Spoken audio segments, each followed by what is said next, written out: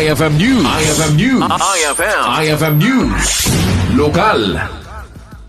Manam na mga maywayat manan na iti pick and pay nga aktibidad da iti syudad ti Bataga iti kabiitan a panawon. Dahito iti inpalgag ni City of Bataga Mayor Marky Chua. Kinunana, nabalaygi tinaiwayat da pick and pay iti panagkasangay na kanakita na nga aduwa kakailyan tinaragsakan iti daytoy. Inlawlawag na, daytoy ikat na disenyo para karay iti overseas Filipino workers when OFW, balikbayan kan senior citizen at taga-syudad akayat na mapadasan ti agburas karay ti presko anatenga.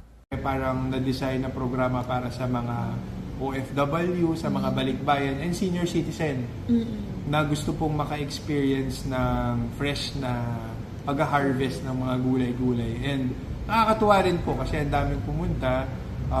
Ginanap siya dun sa may Inatsi sa Ilocos Norte Agricultural Trading Center. So, uulitin pa po namin yun kasi ang daming nagkagusto, ang daming natuwa. And I think yung mga ibang barangays is adapting them also na sa mga gulayan sa barangay nila pwede na rin po mag-pick and pay.